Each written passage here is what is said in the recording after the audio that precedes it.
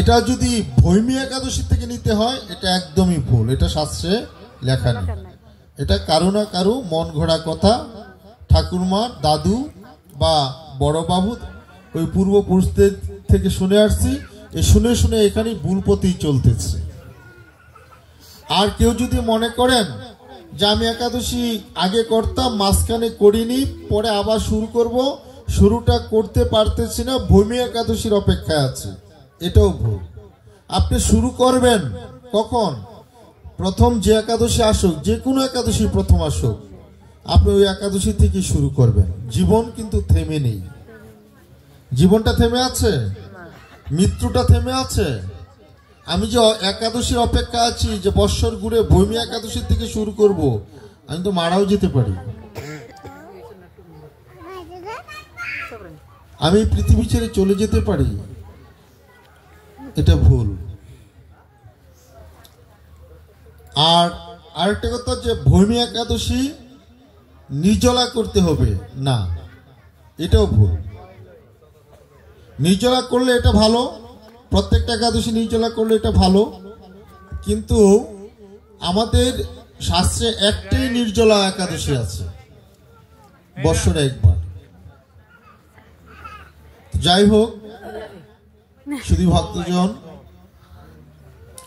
এখন আসুন যে কথা বলেছিলাম, আটা রুটির কথা তো বলেছিলাম, এটা একটু পরে আসতেছি। আমরা যে একাদশী করি, একাদশীর জন্ম মানে শুরু, কিভাবে একাদশী উৎপত্তি হলো এটা আমরা জানি? কে কে জানেন একটু হাত তোলেন তো। সবাই তো এখানে একাদশী করতেছি আজকে, কিন্তু একাদশীর জন্মটা জানি? আমরা জানি না, বলেন। বাবার ঘর থেকে জন্মগ্রহণ করেছি কিন্তু বাবা মার নাম জানি না। ব্যাপারটা এরকম হয়ে গেল না যে বাবা মার ঘর থেকে, যে বাবা মার ঘর থেকে জন্মগ্রহণ করেছি, একজনে জিজ্ঞাসা করলো কিন্তু ওই বাবা এবং মার নাম বলতে পারছি না।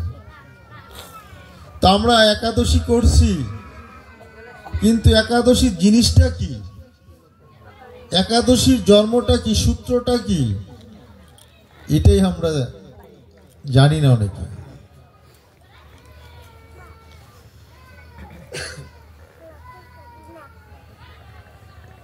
একাদশীর জন্মটা হয়েছে, এই একাদশী সম্পর্কে আমাদের যে 18 পুরাণ, আর 18 পুরাণের মাঝে ব্রহ্মবৈত্য পুরাণ আছে, হ্যাঁ, এর মাঝে বিশেষ তাৎপর্য আছে একাদশীর। অগাসুর এবং জগাসুর এরা ছিল দুই ভাই, ঠিক আছে? কি বললাম কথাটা? অগাসুর জগাসুর, মানে তারা অসুর, ভালো লোক নয়, ঠিক আছে? তো তো এই জগাসুর দেবতাদের হাতে নিহত হলেন, মারা গেলেন। আচ্ছা, যারা এই সমাজে খারাপ প্রকৃতির, যারা এই সমাজে খারাপ প্রকৃতির, তারা এই সমাজে ভালো কাজ করে? মা, তারা কারো ভালোটা চায়? ভালোটা চায় না এবং ভালো কাজ করেও না। তো জগাসুর, তো অগাসুর কি করলেন? দেবতাদের সাথে যুদ্ধ হওয়ার পর দেবতাদের হাতে মারা গেলেন।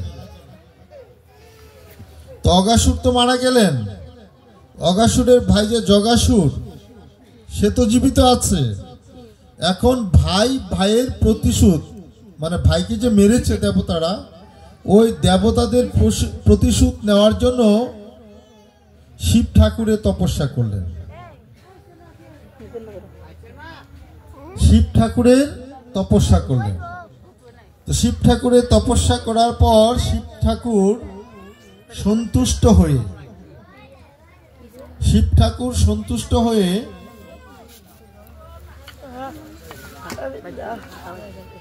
অগাসুরকে বললেন যে তোমার